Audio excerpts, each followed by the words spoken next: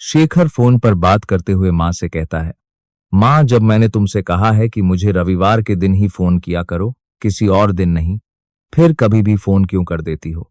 मेरे पास इतना समय नहीं है कि मैं तुम्हारे फोन उठाता रहूं, और तुम्हारी तरह फ्री नहीं हूं।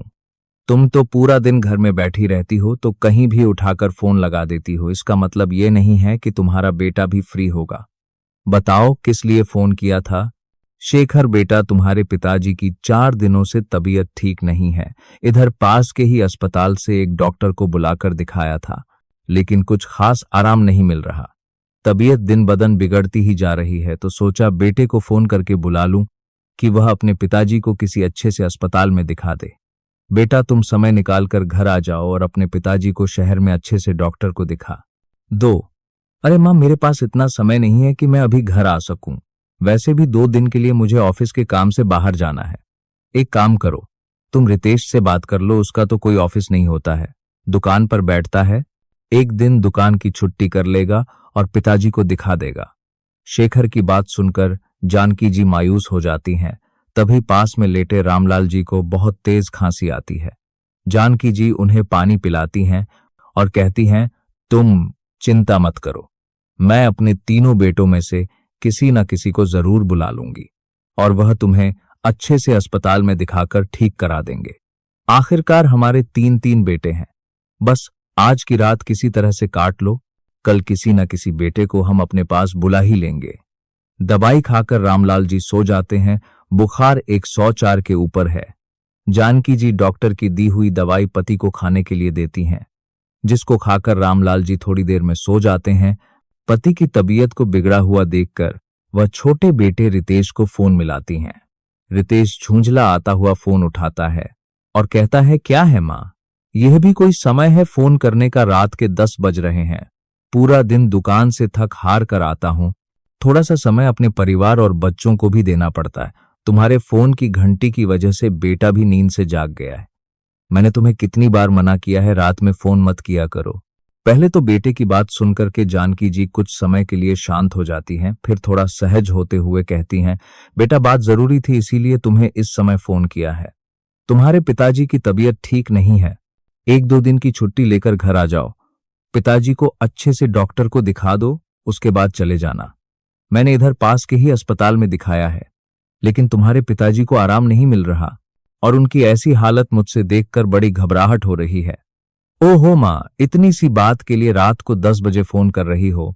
पिताजी का तो बुढ़ापा है, थोड़ी बहुत तबीयत ऊपर नीचे चलती रहती है। बुखार की गोली दे दो, उतर जाएगा और तुम भी आराम से सो जाओ। और रही बात मेरे आने की, तो मैं तो नहीं आ पाऊंगा। कल सुबह बड़े भाई साहब को फोन कर दूंगा, अगर उनके पास समय होगा तो आ जाएंगे। अब फोन रखता हूं, मुझे नींद भी आ रही है। इतना कहकर रितेश फोन को काट देता है। जानकी जी अपने बेटे की बात सुनकर सन्न रह जाती हैं। उनको घबराहट भी हो रही है, रात का समय है। रामलाल जी पहले ही दवाई खाकर सो चुके हैं, लेकिन जानकी जी को नींद नहीं आ रही। नींद की गोली भी खा ली, लेकिन फिर भी नींद कोसों दूर है। मन में एक अजीब सी हलचल और उथल पुथल मची हुई है। पूरी रात जानकी जी को नींद नहीं आती है। सुबह होते ही वह बड़े बेटे राजेश के फोन का बेसब्री से इंतजार करने लगे, लेकिन बेटे का फोन नहीं आया। सुबह का नाश्ता भी जैसे तैसे बनाया। इधर रामलाल जी की तबीयत निरंतर बिगड़ती ही जा रही है। जब दोपहर तक बेटे का फोन नहीं आता है, तो जानकी जी खुद ही बेटे राजेश को फोन करते हुए कहती हैं, बेटा, तुम्हारे पिताजी तुम्हें बहुत याद कर रहे हैं। बहुत दिनों से तबीयत ठीक नहीं है। अपने सभी बेटों और बच्चों को देखने की रट लगाए हुए हैं। मुझे तो बड़ी घबराहट हो रही है।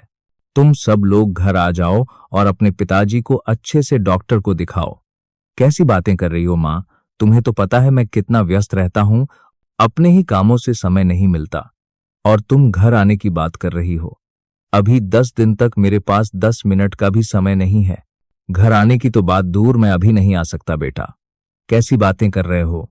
अगर तुम सभी अपने पिताजी को डॉक्टर को नहीं दिखाओगे तो मैं किससे कहूंगी? आखिरकार तुम तीनों हमारे बेटे हो, और तुम ही अपनी जिम्मेदारियों से पल्ला झाड़ लोगे तो मैं कहां जाऊंगी? बुढ़ापे पर हमें अपने बच्चों की जरूरत है, और तुम कह रहे हो मैं अकेले सब कुछ देख लूं। कैसे देख लूंगी? मैं भी बूढ़ी हूं, और इतना चलना फिरना तो आता नहीं है। कहां लेकर जाऊं तुम्हारे पिताजी को? कुछ तो सोच समझकर बात किया करो। जानकी जी का इतना कहना था कि राजेश भड़कता हुआ कहता है, तो क्या माँ, मैं अकेला हूं, और भी तो बेटे हैं तुम्हारे, उनको फोन कर दो और बुला लो, अभी उनको बुला लो, बाद में कभी जरूरत पड़ेगी तो मैं आ जाऊंगा, लेकिन इस वक्त तो मैं नहीं आ सकता। एक काम करता हूं, मैं गंगेश को फोन कर देता हूं, वही पिताजी को लेकर शहर दिखा देगा। इतना कहकर राजेश फोन काट देता है। गंगेश दरअसल मोहन का बेटा है। मोहन रामलाल जी के साथ उनके खेतों में काम करते थे। अब मोहन की भी उम्र हो गई है, इसीलिए उनके बेटे रामलाल जी के खेतों का काम संभालने लगे। खेतों के काम के साथ साथ गंगेश जानकी जी के घर के बहुत सारे काम कर देता है, जैसे गाय भैंसों को चारा देना, उनका दूध दोहना। गंगेश जानकी जी और रामलाल जी की बहुत ज्यादा इज्जत करता है। जब वह छोटा था तो अपने पिता के साथ उनके घर आया करता था। जानकी जी के तीनों बेटों के साथ वह खेलता, खाता और मस्ती करता था। जानकी जी जो भी कुछ अपने बच्चों को खिलाती, वह गंगेश को भी खाने के लिए देती। एक अलग ही लगाव था गंगेश का जानकी जी के साथ, वह उनकी बड़ी ही इज्जत करता था। थोड़ी देर में दरवाजे पर गंगेश आ गया और कहता है, अरे काकी, राजेश भैया का कॉल आया था, बताया कि काकी काका की तबीयत ठीक नहीं है। आपने मुझे क्यों नहीं बताया? जब काका की इतनी तबीयत खराब थी तो मुझे बताना चाहिए था। चलो, मैं अपनी मोटरसाइकिल से काका को शहर दिखाने के लिए ले चलता हूं। गंगेश की बात सुनकर जानकी जी की आंखों में आंसू आ गए। सर पर हाथ फेरते हुए कहती हूं, भला हो तुम्हारा गंगेश जो तुम आ गए, मुझे तो बड़ी घबराहट हो रही थी। जल्दी से अपने काका को शहर लेकर चलो। जल्दी जल्दी जानकी जी एक बैग में अपने पति के कपड़े रखती हैं, थोड़े पैसे रखती हैं और शहर के लिए चल पड़ती हैं। शहर में गंगेश उनको एक अच्छे से डॉक्टर को दिखा देता है। गंगेश ज्यादा पढ़ा लिखा तो नहीं है, लेकिन डॉक्टर ने जो पर्चा दिया था, मेडिकल पर दिखाकर दवाइयां ले आया। सारे चेकअप कराने के बाद पता चला कि रामलाल जी के पेट में ट्यूमर है, जो लगातार बढ़ता ही जा रहा है। अगर उसका समय से ऑपरेशन नहीं कराया तो कैंसर बन जाएगा। डॉक्टर की बात सुनकर जानकी जी की आंखों में आंसू आ गए। गंगेश जानकी जी को संभालता है, सांत्वना देता है और कहता है, काका को कुछ नहीं होगा। अरे हमारे तीनों भैया जी शहर में रहते हैं, वह तीनों मिलकर के काका को बड़े शहरों में अच्छे अस्पताल में दिखाएंगे तो ठीक हो जाएंगे। मैं अभी भाई जी को फोन करता हूं। गंगेश सबसे बड़े बेटे राजेश को फोन करता है और कहता है, भाई जी, मैंने काका को पास के ही सरकारी अस्पताल में दिखा तो दिया है, लेकिन काका के पेट में ट्यूमर है, जिसका डॉक्टर ने कहा है कि जल्द से जल्द ऑपरेशन करवा लो। अब आपको तो पता है, छोटे से शहर में ज्यादा सुविधाएं नहीं हैं। आप तो बड़े शहर में रहते हैं, काका को अपने पास बुलाकर उनका ऑपरेशन करा दो। कि जानकी जी बहुत देर से रो रही हैं। वो फोन लेकर रोते हुए कहती हैं, बेटा, अब तो घर आ जाओ और अपने पिताजी को शहर ले चलो। ठीक है माँ, मैं कल ही गांव आता हूं और पिताजी को अपने ने साथ ले आऊंगा। बेटे की बात सुनकर वह एक लंबी सुकून की सांस लेती हैं कि चलो अब बेटा आ जाएगा। लेकिन राजेश के फोन रखते ही उसकी पत्नी निशा भड़कते हुए कहती है, तुमने माँ बाबूजी को हमारे घर आने के लिए हाँ क्यों किया? और हाँ करने से पहले मुझसे एक बार पूछा भी नहीं। तुम्हें पता है अभी बच्चों के एग्जाम सर पर आ रहे हैं। अगर वह दोनों आ जाएंगे, बच्चों की पढ़ाई में कितना डिस्टर्ब होगा। उन दोनों को हाँ करने से पहले एक बार मुझसे पूछना तो चाहिए था। और जब वह इधर आएंगे तो उनका इलाज भी करवाना पड़ेगा।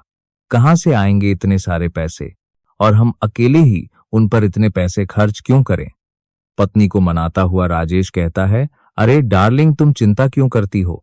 कुछ दिन हम पिताजी को रखेंगे, उसके बाद बाकी दो बेटे हैं ना, उनके उनके पास भेज देंगे। वह दोनों भी तो शहर में रहते हैं, मैं अकेला थोड़ी ना रहता हूं। और अगर पिताजी का इलाज करवाऊंगी तो तीनों बेटों से बराबर बराबर पैसे लूंगा। निशा कहती है, यह तो ठीक है, पर मैं उनको अपने घर में नहीं रुकने दूंगी। तुम्हारे पिताजी पहले से ही इतने बीमार हैं और उनका इन्फेक्शन इतना ज्यादा फैला हुआ है, कहीं हमारे बच्चे बीमार पड़ गए तो क्या होगा? हाँ, यह बात तो तुम सही कह रही हो। तो क्या कर सकते हैं? ऐसा करो, हमारे बाजू में जो घर पड़ा है उसका नीचे एक कमरा खाली है, वह लोग तो इधर रहते भी नहीं है। उन लोगों से बात करो, अगर वह कमरा हमें कुछ दिनों के लिए किराए से दे दें तो इस कमरे को माँ बाबूजी को रहने के लिए दे देंगे। लेकिन निशा, वह कमरा तो टूटा फूटा है और बरसात के समय पानी भी टपकता है। तो क्या हो गया, पानी टपकता है, अब उनको अपने घर में रखने के चक्कर में अपने बच्चों को बीमार थोड़ी कर लेंगे, और फ्री में थोड़ी ना उसका वह कमरा मिलेगा, हमें कुछ पैसे तो देने ही पड़ेंगे ना। उसके लिए जैसे तैसे राजेश और निशा सास ससुर को अपने घर बुलाने के लिए राजी होते हैं। इधर रामलाल जी अपनी पत्नी से कहते हैं, हम शहर चल तो रहे हैं, लेकिन हमारे पास इतने पैसे नहीं हैं कि हम ऑपरेशन के खर्च उठा सके, तो हमारे ऑपरेशन का खर्चा कौन उठाएगा। तो जानकी जी कहती हैं, अरे राजेश के पिताजी, तुम भी कैसी बातें करते हो, हमारे तीन तीन बेटे हैं और तीनों बेटे सरकारी नौकरी करते हैं, चुटकियों में तुम्हारा इलाज हो जाएगा, हमें पैसों की चिंता करने की जरूरत नहीं है। और फिर हम अपने बच्चों के लिए कितना कुछ किया है, पाई पाई जोड़ी है, कितनी मुश्किलों से पढ़ाया है, पूरी जिंदगी खेती किसानी करने के बाद पसीना बहा के जो पैसा कमाए अपने बेटों पर लगाए हैं, उनकी पढ़ाई में पानी की तरह पैसा बहाया है, जिससे बेटे पढ़ लिख जाए और उनकी नौकरी लग जाए। आज हमारे तीनों बेटे काबिल हैं, तीनों की सरकारी नौकरी लगी हुई है, तो क्या हुआ, अपने बूढ़े बाप का इलाज नहीं करा पाएंगे। दूसरे दिन ही शाम तक राजेश माता पिता को लेकर घर आ गया। घर पहुंचते ही निशा पड़ोस वाले कमरे का दरवाजा खोलते हुए कहती है, मां जी इस कमरे में आ जाइए, आज से यही आपका और पिताजी का कमरा है। पर बेटा ये तो हमारा घर नहीं है, तो हम इस कमरे में क्यों रहेंगे। निशा कहती है, मां जी तुम्हें तो पता है पिताजी की तबीयत ठीक नहीं रहती है, पूरे दिन खांसते रहते हैं और उनको इन्फेक्शन की भी समस्या है। अब घर में छोटे छोटे बच्चे हैं, अगर उनको भी पिताजी की वजह से कुछ समस्या हो गई तो हम तो फालतू में ही परेशान हो जाएंगे। बहू की बात सुनकर रामलाल जी और जानकी जी स्तब्ध रह गए। एक नजर बेटे की तरफ देखा तो बेटा चुप था। हाँ मां, आज से यही आपका कमरा है। और फिर क्या समस्या है इस कमरे में, देखो ना, मैंने आपके लिए व्यवस्था कर दी है, पानी का घड़ा भी भर के रख दिया है, पिताजी के लिए एक चारपाई बिछा दी है, आपके लिए जमीन पर एक गद्दा बिछा दिया है, पूरी व्यवस्था कर दी है। बस अभी पंखे का इंतजाम नहीं हो पाया, ऊपर छत पर एक टूटा पंखा रखा है, उसी को ठीक करा के लगवा दूंगा। आराम से इस कमरे में रहिए, और फिर भी अगर किसी चीज की जरूरत हो तो फोन तो है ही आपके पास, मुझे फोन कर लेना, मैं अपने घर से खाना पानी सब दे जाऊंगा। बेटे की बात सुनकर के जानकी जी और रामलाल जी के अपने बेटे को लेकर जो अरमान थे वह एक पल में ही चकनाचूर हो गए। मायूस मन से कमरे में बैठ गए। बेटा भी 2-4 मिनट रुकने के बाद अपने घर चला गया। आधे घंटे बाद जानकी जी और रामलाल जी को चाय दे जाता है। जानकी जी कहती हैं, बेटा रात के 8 बज गए हैं, तुम्हारे पिताजी को बहुत भूख लग रही है, समय से दवाई देनी है। गांव में तो 6 बजे खाना खा लेते थे, बहू से कहो खाना बन गया हो तो दे दे। पास में खड़ी हुई बहू कहती है, मां जी ये गांव नहीं है, शहर है, इधर खाना 6 बजे नहीं खाया जाता है, तुम लोग गांव में खाना 6 बजे खाते होगे, हम लोग तो रात को 10 बजे तक खाना खाते हैं। अभी तो मैंने खाना बनाया भी नहीं है, जब बन जाएगा तो भिजवा दूंगी। हाँ मां निशा सच कह रही है, ये गांव नहीं है, शहर है, इधर तो सभी लोग रात को ही खाना खाते हैं। बाहू बेटे घर के अंदर चले गए। जानकी जी कमरे में बैठी खाने का इंतजार करने लगी। बैग में 2 पार्लेस बिस्किट के पैकेट रखे थे, पानी से वही खाती हैं और अपने पति को भी खिला देती हैं। बहू बेटे के व्यवहार से जानकी जी को गुस्सा तो बहुत आ रहा है, लेकिन वह अभी चुप है, शायद इसीलिए कि एक बार पति की तबीयत ठीक हो जाए, उसके बाद बहू बेटे से इस बारे में बात करेंगे। रामलाल जी कहते हैं, बहू बेटे हमारे साथ जो व्यवहार कर रहे हैं वह सही नहीं है, हम उनके अपने हैं, कोई पराये नहीं है, ऐसा व्यवहार तो कोई परायों के साथ भी नहीं करता है। आप अभी इतना गुस्सा मत करिए, आपकी सेहत के लिए ठीक नहीं है, मैं एक बार बहू के पास रसोई में जाकर देखती हूँ, खाना बन गया हो तो आपके लिए खाना लेकर आती हूँ। इतना कहकर जानकी जी बेटे बहू के घर के अंदर आती हैं। देखा तो बहू रसोई में खाना बना रही थी और बेटा फोन पर किसी से बात कर रहा था। उसने देखा ही नहीं कि मां घर में आई है। जब वह रसोई में जाने लगी तो बेटे की फोन पर बात करने की आवाज उनके कान में पड़ी। अरे रितेश और शेखर, तुम दोनों को भी पिताजी के ऑपरेशन के लिए पैसे देने पड़ेंगे, मैं अकेले उनके ऑपरेशन का खर्चा नहीं उठाऊंगा, और वैसे भी वह लोग गांव से कुछ भी पैसा विसा लेकर नहीं आए हैं, हम तो सोच रहे हैं कि गांव से कुछ खेती बाड़ी का पैसा लेकर आए होंगे, लेकिन बिल्कुल ही खाली हाथ चले आए हैं। अब इतना सारा खर्चा ऑपरेशन में होगा तो मैं अकेले तो नहीं उठाऊंगा। बेटे की बात सुनकर जानकी जी के पैर जहां थे उधर ही ठट गए। एक कदम भी आगे नहीं बढ़ रहा था। वह जमीन से टिक गई, लेकिन तभी टेबल पर रखा हुआ कांच का गिलास उनके हाथ से टकरा गया और गिर गया, जिसकी आवाज से बहू रसोई से निकलकर बाहर आ गई। बेटा भी पीछे पलट कर देखने लगा। मां को अपने घर में देख करके बहू चिल्लाती हुई कहती है, तुम्हें इधर आने की क्या जरूरत थी? और छुप छुप कर आ रही हो, कम से कम बता के तो आना चाहिए। जब मैंने कहा था कि तुम्हें उधर ही रहना है तो इधर क्यों आ गई? गुस्से से कांपती आवाज में जानकी जी कहती हैं, बेटा बीमार तुम्हारे पिताजी हैं, मैं नहीं, फिर मुझे तुम्हारे घर में आने की रोक क्यों है? निशा कहती है, मां तुम भी तो पूरे दिन पिताजी के साथ रहती हो, तो उनके कीटाणु तुम्हारे पास भी आते होंगे। अभी जाओ, जल्दी से निकलो हमारे घर से। तुमसे पहले ही कहा था, खाना बन जाएगा तुम्हारे पास भिजवा देंगे, इधर आने की जरूरत नहीं है। पहले ही बेटे की फोन की बातें सुनकर के जानकी जी का दिल बैठा जा रहा था, ऊपर से बहू की ऐसी कटु बातें सुनकर उनके आंखों के आंसू रुकने का नाम नहीं ले रहे हैं। जानकी जी बहू बेटे से एक शब्द भी नहीं कहती हैं। आज उन्होंने बहू बेटे के घर आकर के जो नजारा देखा, उसे देखकर उनके पैरों के नीचे की जमीन खिसक गई कि अपनी ही बहू बेटे के घर में परायेपन को देखकर उनका दिल चीख चीख कर रो रहा है कि जिन बेटों को उन्होंने पाल पोस कर बड़ा किया, इतना पढ़ाया लिखाया, आज बुढ़ापे पर जब जरूरत पड़ी तो वही बहू बेटे उनके साथ इस तरह का व्यवहार कर रहे हैं। कमरे में आकर फूट फूट कर रोने लगी। जानकी जी को रोता देख करके रामलाल जी चारपाई से खांसते हुए उठते हैं और कहते हैं, क्या हुआ भाग्यवान, तुम रो क्यों रही हो? क्या बहू बेटे ने कुछ कहा है? रोते हुए जानकी जी कहती हैं, अब बेटे हमारे नहीं रहे, पराये हो गए हैं। हाँ जानकी, ये तो मुझे भी दिखाई दे रहा है कि बहू बेटे किस तरह से हमारे साथ व्यवहार कर रहे हैं, वरना बेटे का शहर में इतना बड़ा घर होते हुए भी पड़ोस में किराए से कमरा हमारे लिए कभी नहीं लेते। बेटे ने भी एक बार नहीं कहा कि पिताजी आप घर ही चलो, इधर अकेले में हमें डाल दिया है। क्या इतना ही फर्ज हमारे बेटों का अब हमारे प्रति बचा है? भाग्यवान, मुझे यह सब कुछ ठीक नहीं लग रहा है और बहू बेटे का ऐसा व्यवहार बर्दाश्त नहीं हो रहा है। मैं बीमार जरूर हूं, लेकिन बेबस नहीं हूं। बहू बेटे के आगे इस तरह से हार नहीं मान सकते। हम दोनों ने जिंदगी के वह दिन देखे हैं जब हमें भूख भी ना हरा सकी, खाली पेट सोए हैं, लेकिन कभी जिंदगी से हार नहीं मानी। अब तो हमारे पास गांव में भगवान की दया से खेतीबाड़ी भी है, अपना घर भी है, गाय भैंस भी है। हम कल ही घर वापस चलते हैं। नहीं जी, अगर घर वापस जाएंगे तो आपका ऑपरेशन कैसे होगा? तुम उसकी चिंता मत करो। थोड़ी देर में जानकी जी के दोनों बेटे रितेश और शेखर का भी फोन आता है और चिल्लाते हुए कहते हैं, क्या मां गांव से खाली हाथ आ गई हो? थोड़े बहुत तो पैसे इलाज के लिए बचा कर रखना चाहिए थे। हम लोगों के ऊपर इतना सारा खर्चा डाल दिया है बेटा, हमारे पास पैसे कहां से आएंगे और कहां से बचाएंगे? खेतीबाड़ी के जितने भी पैसे आते हैं तुम तीनों भाई मिलकर आपस में बांट लेते हो।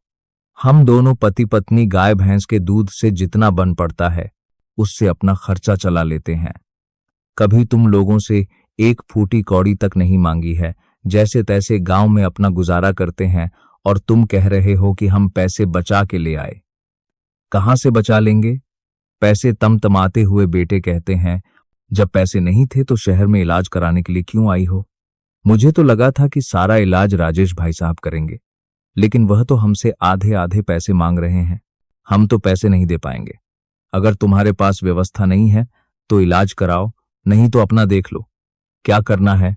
हम एक पैसा भी नहीं देने वाले हैं। बस बेटा, यही सुनना बाकी रह गया था। अब इससे ज्यादा मैं नहीं सुन सकती। गुस्से में जानकी जी फोन काट देती हैं। दूसरे दिन सुबह 9 बजे तक जब बेटा नाश्ता लेकर जानकी जी के कमरे में गया तो देखा कमरे के दरवाजे तो खुले हुए हैं, अंदर कोई भी नहीं है। राजेश जानकी जी को फोन करता है और कहता है, क्या मां सुबह सुबह पिताजी को लेकर कहां टहलने निकल गई हो? ये गांव नहीं है, शहर है, इधर ऐसे कहीं नहीं जाते हैं। जानकी जी कहती हैं, बेटा हम तुम्हें यह बताना जरूरी नहीं समझते कि हम कहां जा रहे हैं और क्या कर रहे हैं। मां के तेवर देखकर राजेश थोड़ा सा सकपक्का जाता है और कहता है, आपके कहने का क्या मतलब है? मतलब यह है कि मैं अपने पति के ऑपरेशन के लिए पैसों का इंतजाम करने जा रही हूं। अब मुझे तुम लोगों से, अपनी नालायक औलाद से, एक फूटी कौड़ी नहीं चाहिए। मैं अपने पति का ऑपरेशन खुद करवा लूंगी। बहुत इंतजार कर लिया मैंने तुम सबका, और तुम सबका व्यवहार भी देख लिया, लेकिन अब और नहीं। आकर कर राजेश कहता है, हाँ हाँ, देखता हूं क्या इंतजाम करती हो तुम पैसों का। कहां से करोगी इतने सारे पैसों का इंतजाम, वह मैं तुम्हें बताना जरूरी नहीं समझती हूं। गांव जाकर रामलाल और जानकी जी गांव की 2 बीघा खेती को बेच देते हैं। गंगेश के साथ, गंगेश को साथ में लेकर एक बड़े से शहर में जाते हैं, जहां जानकी जी अपने पति का ऑपरेशन बहुत ही अच्छी तरह से करवा देती हैं। हालांकि यह सब करने में उन्हें बहुत सारी परेशानियों का सामना करना पड़ता है। कभी बड़े शहरों में गई नहीं है, बड़े बड़े अस्पताल नहीं देखे थे, लेकिन क्या करें, आज बहू बेटों के व्यवहार ने उन्हें यह सब करने के लिए मजबूर कर दिया था। हालात सब कुछ सिखा देते हैं। ऑपरेशन में पूरे 2 लाख का खर्चा था। कुछ ही दिनों में स्वस्थ होकर के रामलाल जी घर आ गए। गांव के कुछ लोगों के जरिए जानकी जी के तीनों बेटों को पता चलता है कि पिताजी का ऑपरेशन हो गया है और ऑपरेशन में पूरे 2 लाख रुपए खर्च हुए हैं। अब उनको बड़ी घबराहट होती है कि इतने सारे पैसे मां के पास थे और हमें नहीं बताए। इसका मतलब यह है कि मां और बाबूजी के पास और भी पैसे होंगे। तो तीनों बेटे फोन करते हैं, लेकिन जानकी जी गुस्से की वजह से एक भी बेटे का फोन नहीं उठा। बहुत दिनों तक जानकी जी बेटों का फोन नहीं उठाती हैं, तो तीनों बेटे अपने परिवार के साथ गांव आ गए। घर के दरवाजे के बाहर खड़े ही थे कि जानकी जी डंडा लेकर आई और कहती हैं, खबरदार, तुम तीनों में से कोई भी मेरे घर की दलीज को पार नहीं करेगा, मेरे घर के अंदर नहीं आएगा, नहीं तो इसी डंडे से तुम तीनों के पैर तोड़कर हाथ में दे दूंगी। मां कैसी बहकी बहकी बातें कर रही हो। ऑपरेशन पिताजी का हुआ है, पर लगता है दिमाग तुम्हारा खराब हो गया है। तुम्हें भी अपने दिमाग का इलाज करा लेना चाहिए था।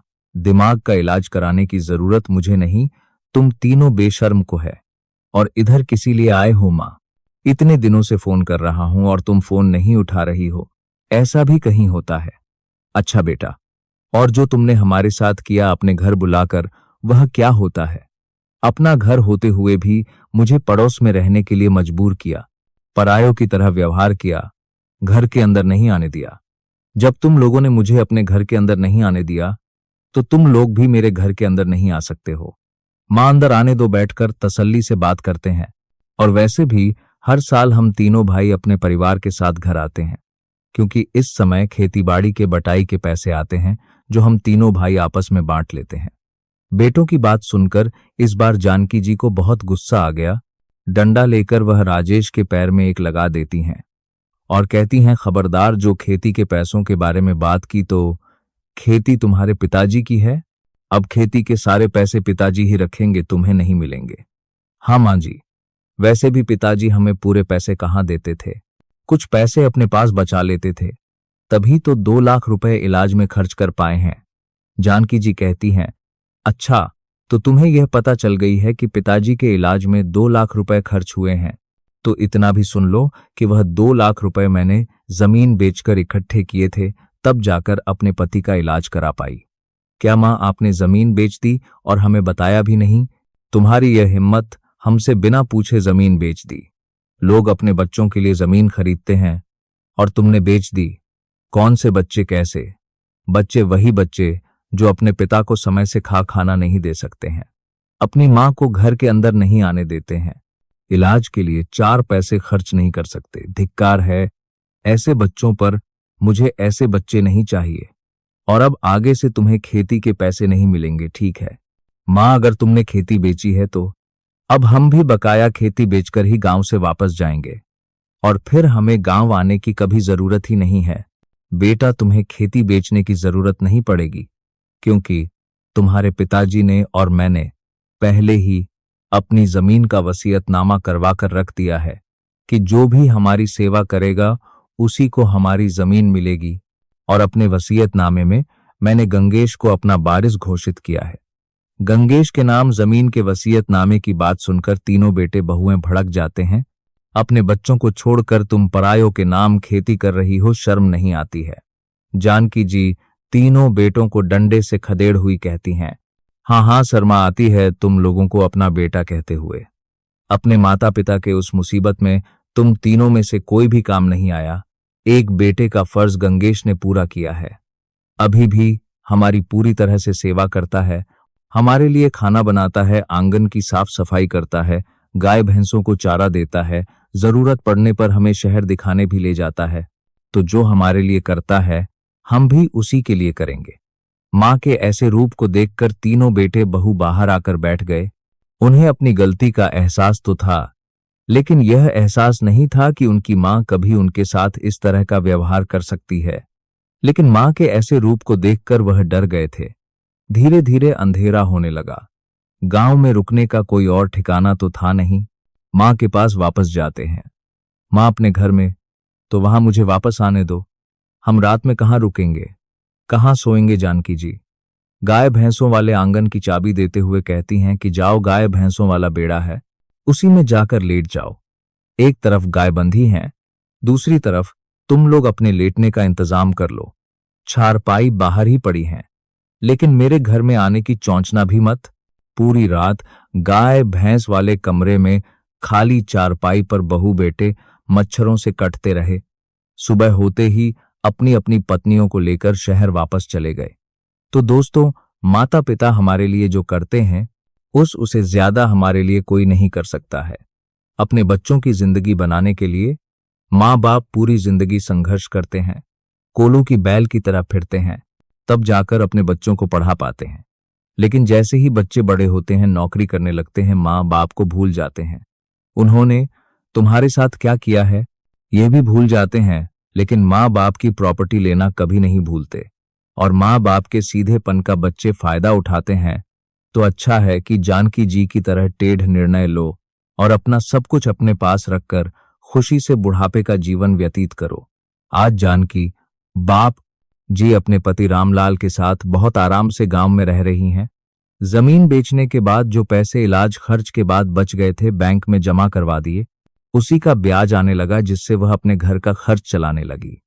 इधर गंगेश से भी कि वह पूरी मदद करती थी। गंगेश के बच्चों की पढ़ाई की फीस वगैरह भी जानकी जी भरने लगी। इसके बदले में गंगेश जानकी जी की और रामलाल जी की पूरी सेवा करता, उनका ध्यान रखता। तो दोस्तों, आपको हमारी आज की कहानी कैसी लगी? अगर पसंद आई हो तो कमेंट करके जरूर बताइएगा और प्लीज चैनल को लाइक एंड सब्सक्राइब जरूर कर देना। धन्यवाद।